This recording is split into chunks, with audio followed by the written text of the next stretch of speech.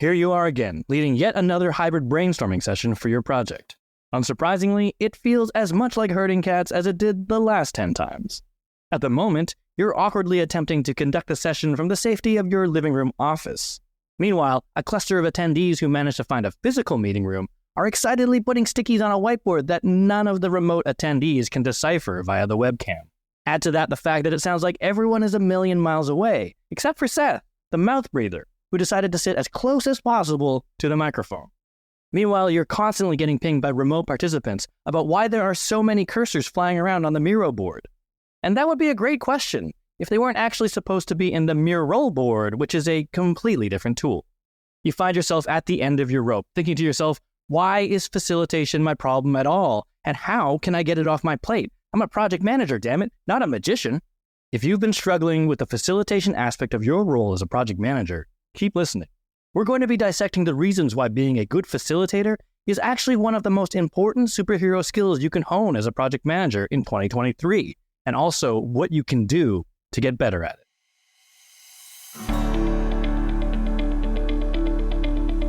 Hey folks, thanks for tuning in. My name is Galen Low with the Digital Project Manager. We are a community of digital professionals on a mission to help each other get skilled, get confident, and get connected so that we can amplify the value of project management in a digital world. If you want to hear more about that, head on over to thedigitalprojectmanager.com. Okay, today we are going to be surfacing the raw and unfiltered truth about facilitation and project management. We're going to explore why it matters more than ever, how to avoid the most common mistakes project managers make when it comes to facilitation, and when project managers should just take a step back and maybe not try to be the facilitator. With me today is Alice Jakins, a passionate process design consultant, an expert digital facilitator, and also the owner of Getting Digital Done, a digital consulting practice based in Cape Town, South Africa. Alice, thank you so much for being on the show with us today. Thank you, Galen. Awesome to be here. Now, for our listeners, Alice and I, we've been chatting for probably over a year about things like facilitation, things like project management, things like process design. And we were like, heck, why don't we just record a podcast? Because all of our conversations end up getting us to really interesting places, really interesting insights. And I thought facilitation is probably a great place to dig in. But before we dive in, I just thought maybe our listeners can learn just a little bit more about you, Alice. From what I know of you, you're someone who has just a really wide range of experience. Everything from business process design to optimization to digital transformation to operations to project management to teaching and coaching and, of course, facilitation. I was just wondering, could you tell our listeners about some of the projects from your past that really kind of got your blood pumping and how they exposed you to all of these different branches of a digital organization? Sure. Yeah, I think that's a fascinating thing, is it's kind of like an ecosystem of all these different moving parts, isn't it? You know, especially when it comes to process. It's not just about the process, you know, it's about all the things that surround it, the people, the platforms, the purpose, you know. So, yeah, all those moving parts, they're quite interconnected. So I think, yeah, if I, you know, to give you an idea of which projects got my blood pumping, they've all been quite diverse, but I think, you know, one project that definitely stands out is it was a team restructure for a data company. And I think as soon as people hear that word restructure, you know, they go into panic mode. It's like, am I going to have a job? What does this mean for me? Quite scary. So it was quite important for that project to take the right approach, you know, to how this company was going to actually fulfill on this restructure. And the approach there was definitely, you know, bite-sized chunks. So what we ended up doing was we actually took the ideal team and we trialed it with a live project inside of that organization. So, you know, none of these people had actually worked together in a team before. And yeah, it was really just about making it clear to everybody, you know, why the company wanted to do it, getting their insights and input around, you know, how could we make it a success? What ways of working could we implement to actually get the work over the line? You know, what were the kind of rituals that were going to work for them? We practice those rituals. And, you know, they kind of became the ambassadors for other people inside that organization saying, we want to have similar teams because we can see how well it works.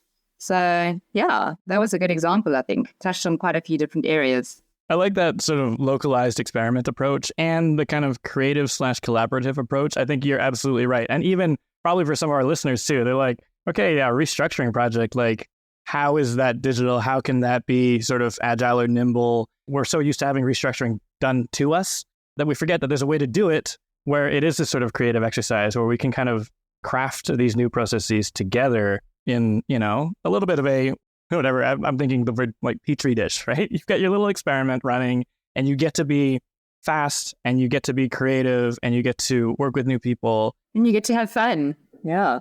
Exactly. It's fun and and not weighed down by the past necessarily, where you can just look forward and design a different organization. And if I'm picking up what you're putting down as well, like a project that might be called a restructure, in a way, it is this sort of web of everything that's connected. So in other words, tools, in other words, process design, in other words, sort of digital solutioning, like really thinking about how to modernize a business.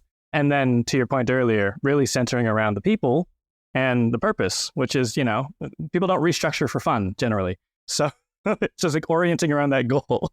Exactly. I was wondering, maybe you could talk to us a bit about how some of your experience has just culminated into your consulting practice, which is called Getting Digital Done, which I love, by the way. Cool name.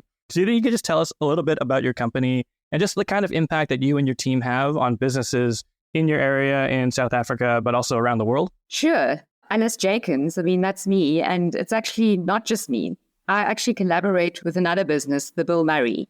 And the Bill Murray is on the process consulting side. And then, the Bill Murray and myself, with my background in project management, we obviously work with businesses on the process consulting side. So yeah, as a collective, we're all about making processes fun, keeping them simple and keeping them people focused, like we mentioned before. And we like to work collaboratively with businesses. I think that's so important. We're not the kind of consultants that come in and tell people how things should be running. We know that they have a team. We know that they have existing processes. We know that they have existing ways of working. It's just working together with them to make improvements. And yeah, it's important that the businesses that we work with, they actually own the outcomes, because we want to leave them in a space where they're confident to carry on owning those outputs and owning those things that have been implemented. So it's all about creating better work experiences. And I think some of the examples of better work experience could be things like, less but more meaningful, engaging meetings in a business. It could be something like more directed team with clearer goals in place. It could be around having clarity on certain processes and practices and who owns certain parts of those. Could even be like more confidence to do one's job, because that's being made clearer.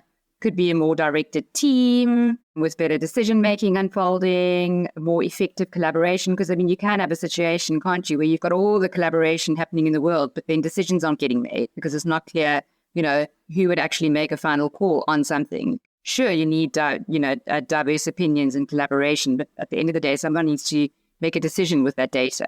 So that's just some of the work that we do.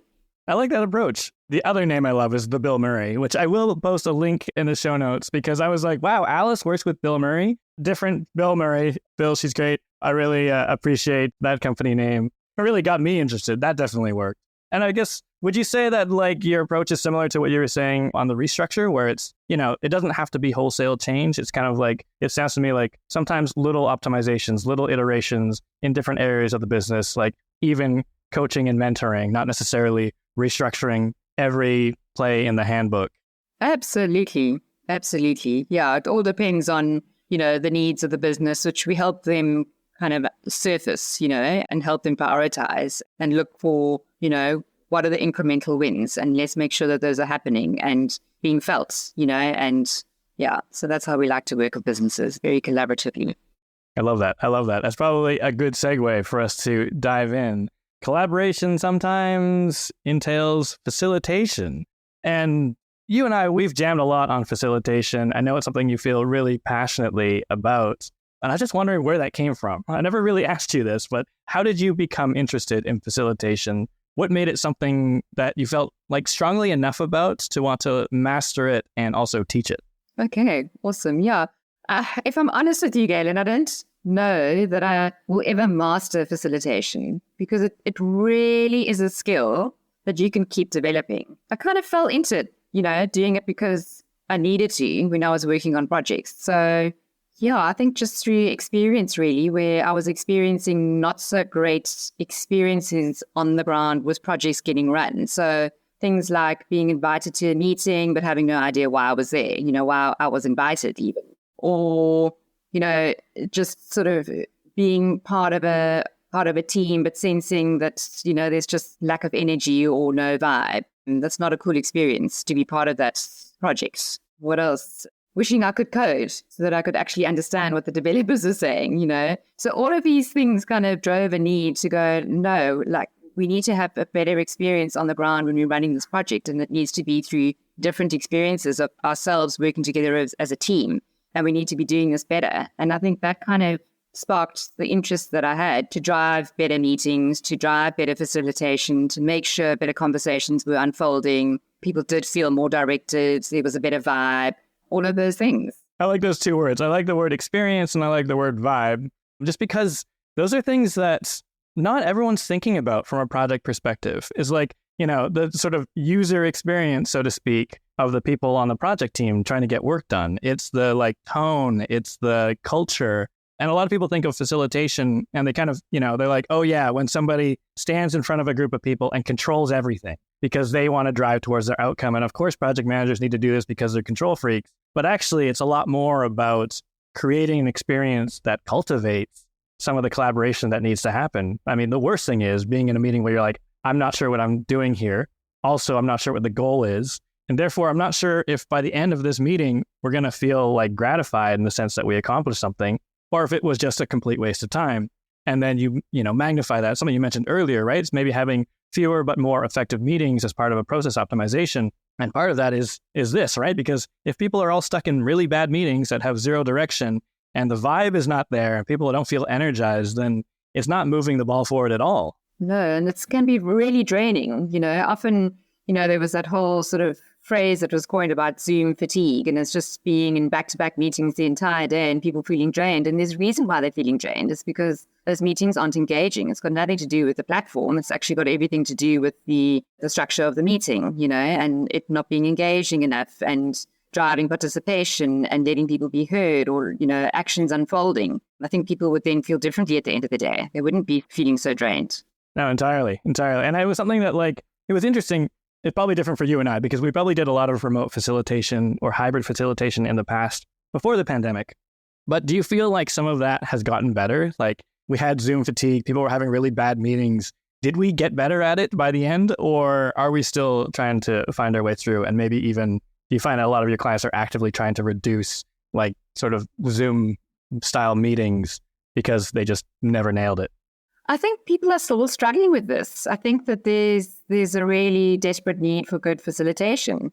I'm still seeing, poorly run meetings happening out there. So I think that there's a lot of opportunity to make this work better for people. So yeah, I don't think that it's improved that much, if I'm honest. That's entirely fair. And you know what, I think the learning aspect is such an interesting thing because I don't know if everyone's approaching it as this is something that could be better, that I should learn to do better, or that I feel equipped to do well, because we kind of just got, everyone got plopped into it. They're like, guess what? You're going to need to do your regular meeting that you do in person, but you're going to do it online. Or anytime you would have walked by someone's desk, we're going to do it on Zoom. And they're like, okay, well, it's automatically going to be bad. It got me thinking about sort of my first facilitation experience, but I thought maybe I'd put you on the spot, do a bit of story time. Maybe you could walk us through just that first session that you had to facilitate and, how equipped you felt. Like, was it planned? Did it just happen? Did you feel like you had the skills to pull it off at the time? And afterwards, was there a thing where you're like, okay, this could be better. I can improve at this? Sure. Okay. Well, I think thinking back, the first session that I facilitated was actually a stand-up. So with a team of developers. But, in terms of planning the session, yes, but I actually planned it together with them. So, yeah, I think Scrum has been around for many years now, and I had quite an interest in the whole Scrum methodology and understanding agile ways of working and, all the different practices that could unfold. And I just felt at the time that, the developers, they weren't openly sharing knowledge amongst each other or openly understanding what each person on the team was working on, to kind of show their support or add value.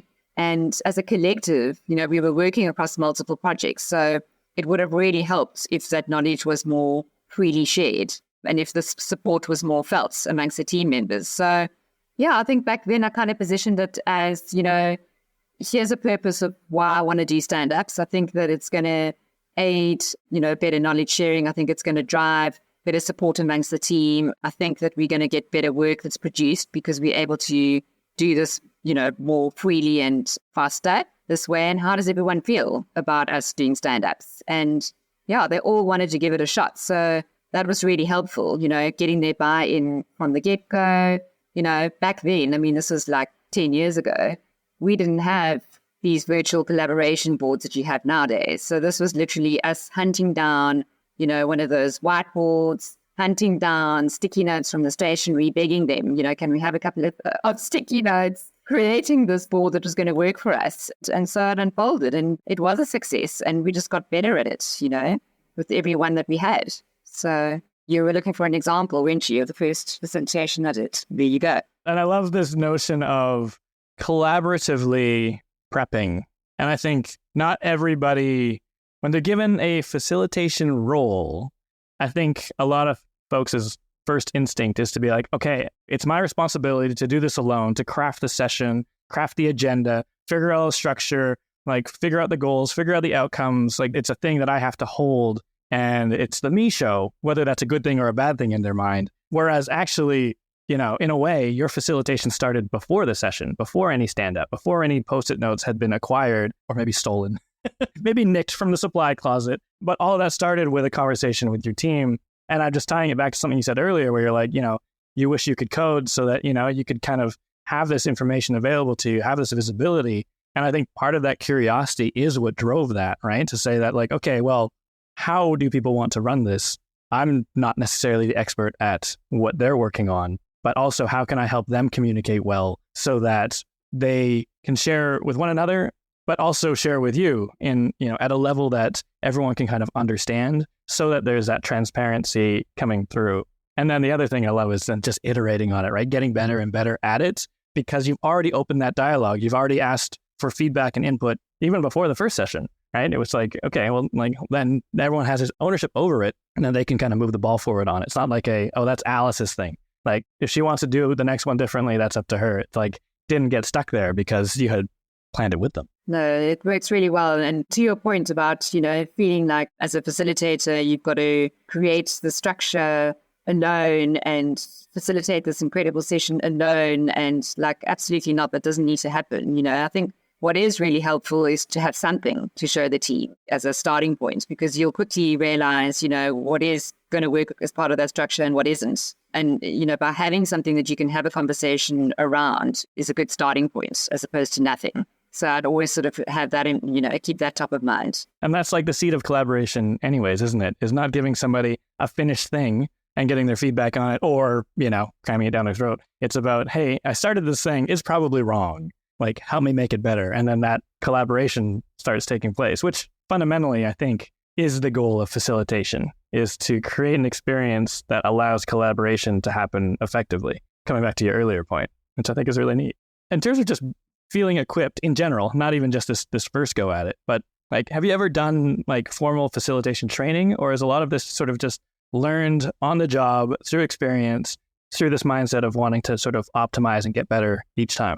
Yeah, it's definitely self-taught. I've always had a very keen interest in ways of working and, agile ways of working in particular. I'd done an online course all about Scrum, but they didn't actually touch on facilitation skills, in terms of how to surface information from a team and the techniques therein. So it really has been through participating in a lot of meetings, running a lot of meetings, being curious about these platforms and these, collaboration, these amazing virtual wonderlands. I really call them virtual wonderlands for collaboration to unfold. It's insane what's out there.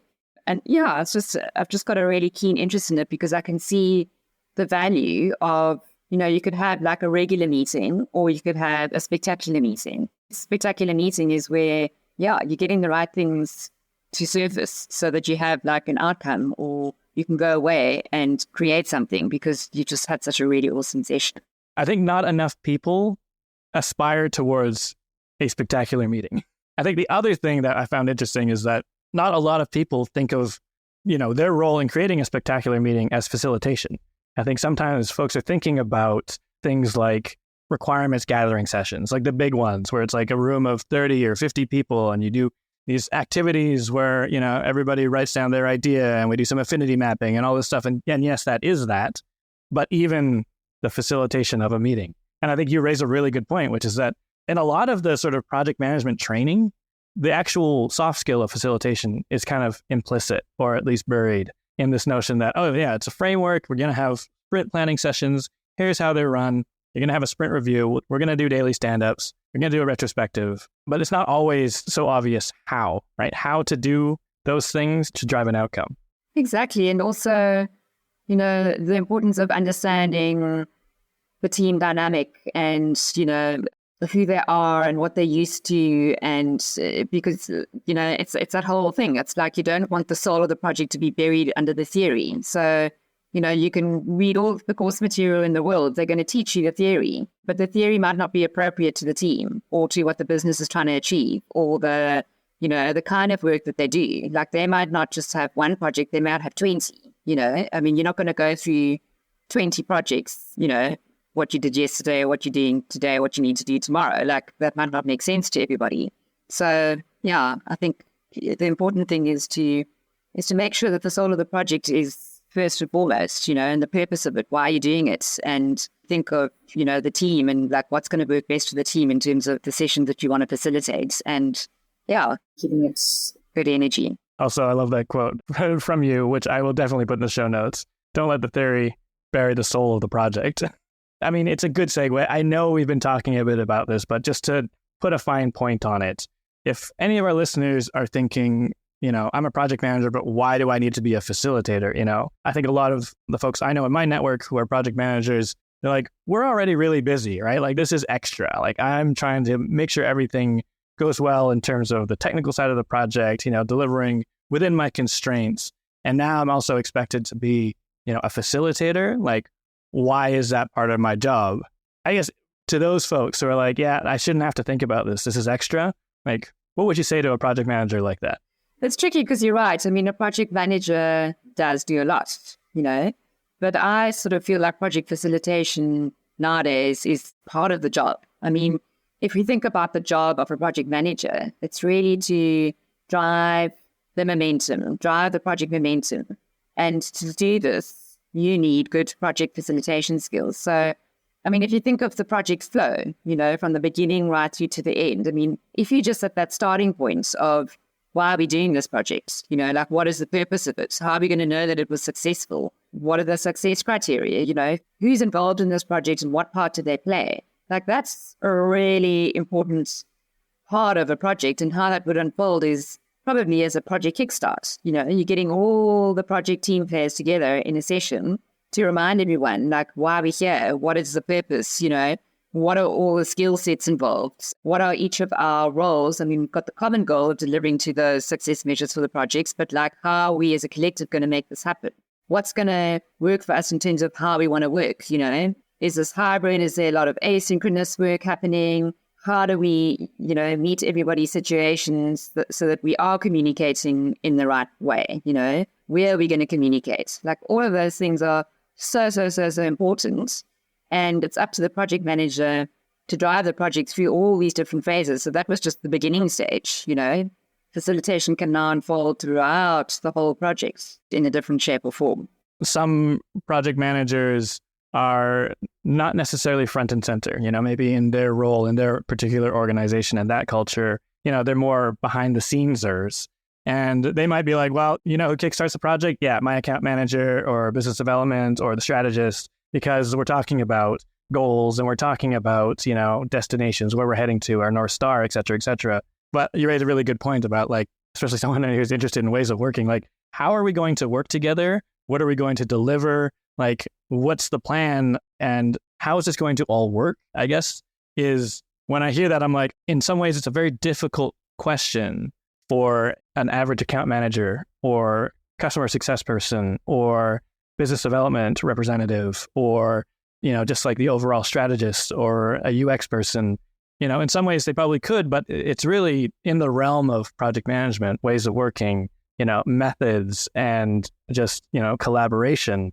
Yeah, no, I mean, what you were saying earlier as well about, getting the right people to support you when you're creating the structure. I mean, the same would be here. So maybe you weren't involved in business development in the actual sale of the project, but, you'd then make sure that you speak to the business development person to really understand, the value that's being given to the client in terms of the results that they're expecting from the project. And, you would do all of that collaboration ahead of facilitating a kickstart. Yeah, I think to your point, I mean, they may not have that information from the start, but it's up to them to go and get that information. It's really funny. I was having a conversation with someone, a very seasoned project manager, and they were like, oh, the most liberating day was when I realized, like, I don't do anything. I don't make decisions. I just make them happen. And when you really break down the semantics of facilitation, I think a lot of people in their head, they're like, it's just control, facilitate, like lead, like, do all the things, own it, drive the outcome.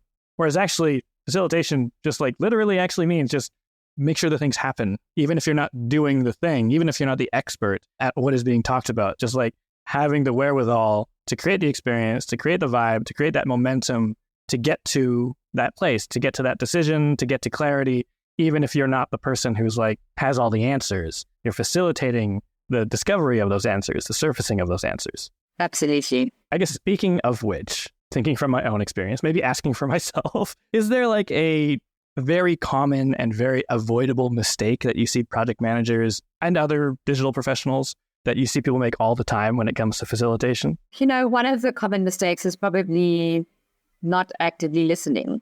And it speaks to this whole notion of having the best outcomes. So having the best outcomes to those sessions that you are facilitating. So really kind of knowing what those techniques are. One of them could be, if you wanted to get the best outcome of the facilitation session, could be having a really good set of questions prepared, to allow answers to unfold, to allow a particular conversation to happen. And there are loads of different techniques, but I'd say actively listening could be one of them. Also, when you're listening to an answer that you might have raised with a really good question, is to be in a position where you're able to then ask another question on top of the question. You can be thinking in one sort of direction and something that somebody says could take it into a whole new area, quite an exciting area. So I just think, that's really quite important to be able to ask really good, effective questions. I love that. It's like it builds, for all the preparation that is inherent in trying to be a really good facilitator, like sticking to the script is sometimes, and only looking at what's next is sometimes the worst thing you can do, because there's probably, nuggets of gold that you can continue to uncover if you're paying attention and not being so fixated on like, okay, what happens next in the session? Okay, well, let's quickly move on. Oh, okay, well, we only allocated 15 minutes for that. We're at 14 minutes. Like, I need to shift on. Doesn't really matter what this person is saying. We need to get on with it, which I think is a very sort of, I would generalize and say it's a very project manager instinct to be like, okay, keep time, get things delivered. Let's get this meeting delivered on time versus, okay, like actually actively listening, paying attention, being curious, driving and building into the outcome. Yeah, it's hard to do, but it's like, you got to kind of go with the flow. And if you're starting to see something really interesting unfold, let it unfold. I wondered if we could return to something we were talking about earlier. We're talking about tools, and I kind of did touch on this notion of hybrid.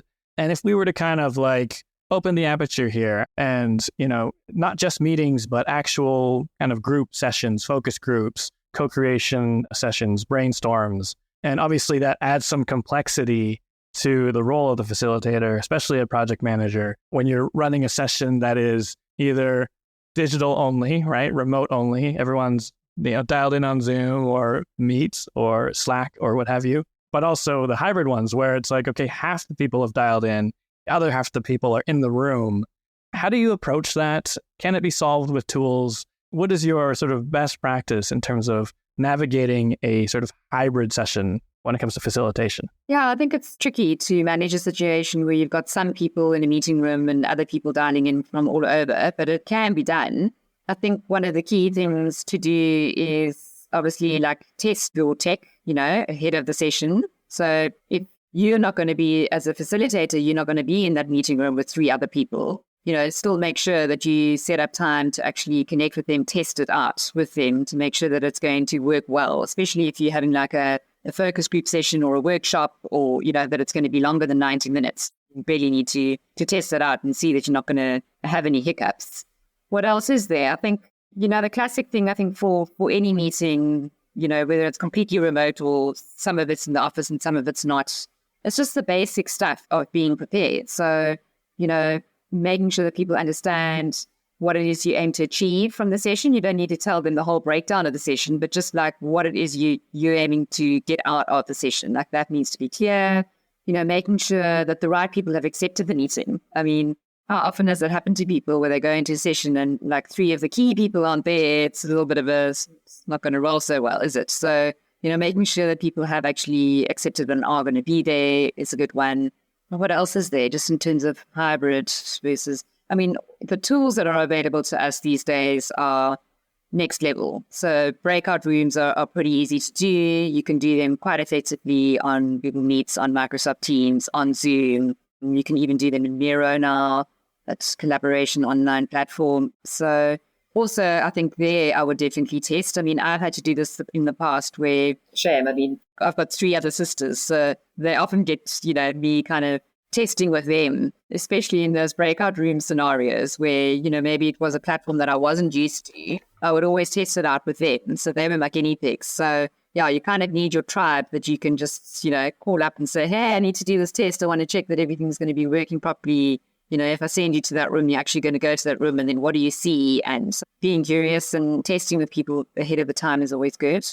Making sure that if it's a session where there is going to be a lot of participation, that people know that that's going to happen. So making sure that they are then prepared, that they're in an area that is quieter, where they can be heard, is also a good one. So set them up for success. If there's any preparation, make sure that they have it not like 10 minutes before the session, but maybe a day before, so that they actually are able to do that. So when you are coming into the session, it can be so much more powerful because that homework was done beforehand.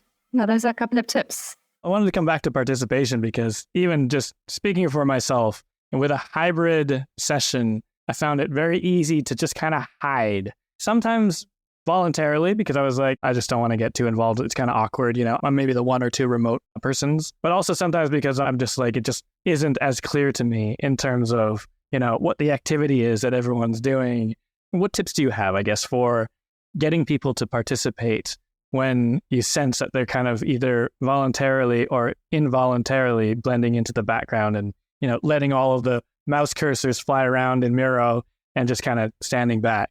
No, I think that is the beauty about these online, virtual wonderlands is that, you can still be in an environment where you're in an office space, but you have your laptop and you're having conversation. But at least then, you're feeling like you're part of the session when you've got a Miro happening because you're all contributing to that exercise. So, and if I'm in a home office, I can still be part of the session, as well as the people that are in the meeting room with their laptop, they're also part of the session. But then they're also feeling like an extra part of connectedness because they're having a conversation. So as a facilitator, I would just make sure, that, like I said, you test your technology beforehand. And, if it's a case that the person that is sitting at home can't hear, I would always repeat what the other person has said, So just say, hey, what do you think? So, involve them.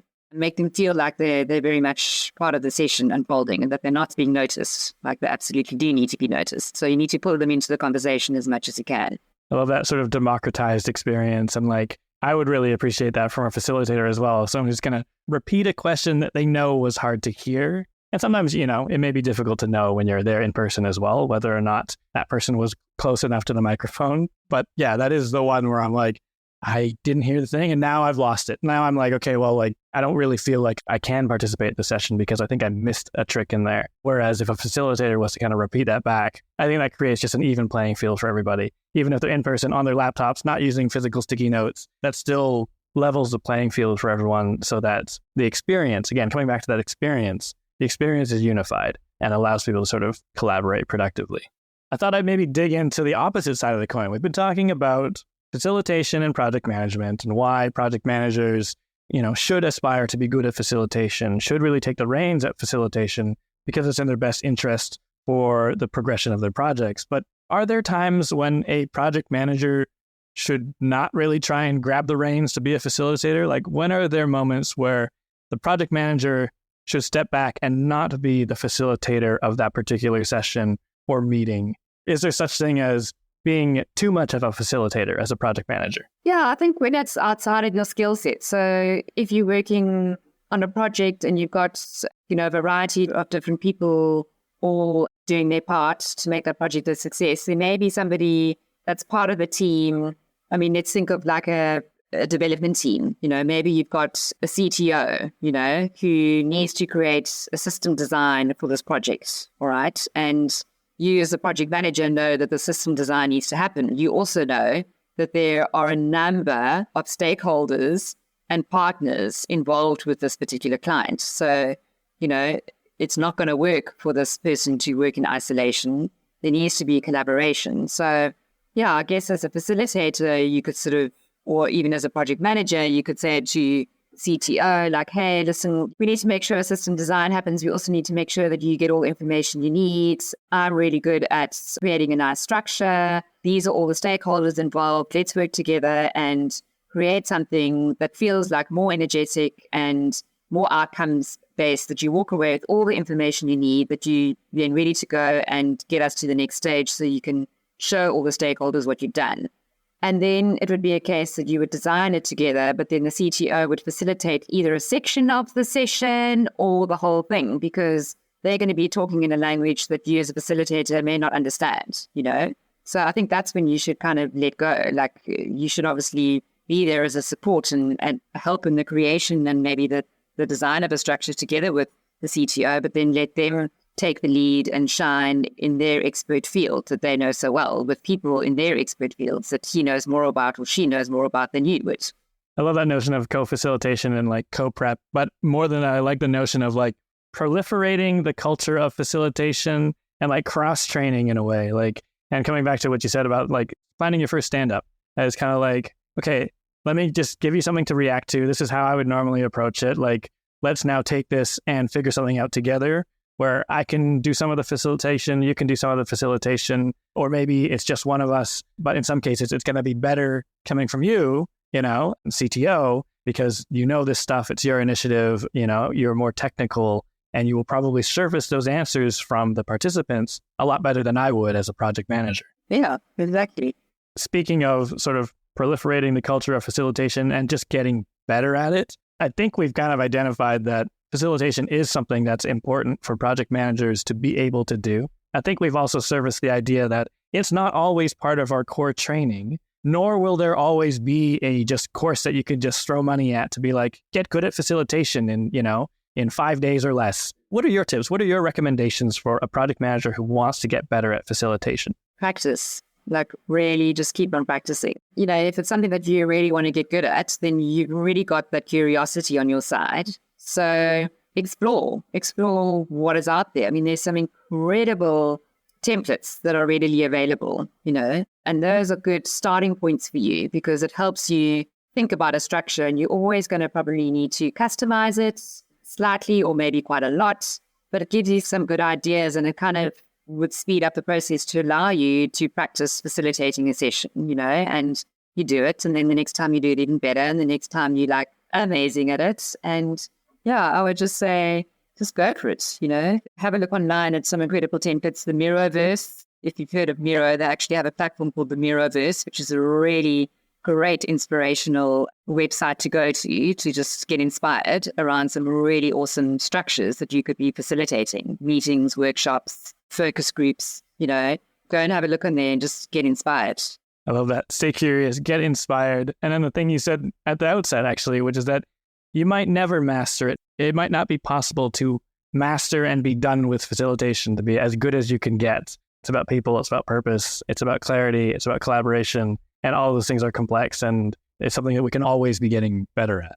Alice, thank you so much for your insights today. Thank you for your stories. Thank you for letting me put you on the spot to share a story about facilitation. It's been a real pleasure having you on the show. If folks want to learn more about what you do, where can they go? They can go to alicejakins.com. So it's https://alicejakins.com. Awesome. And I'll include that in the show notes as well. Thanks, Galen. Again, thank you so much. It's been awesome. Thanks a lot. All right, folks, there you have it. As always, if you'd like to join the conversation with over 1,000 like-minded project management champions, come join our collective. Head over to thedigitalprojectmanager.com/membership to learn more. And if you like what you heard today, please subscribe and stay in touch on thedigitalprojectmanager.com. Until next time, thanks for listening.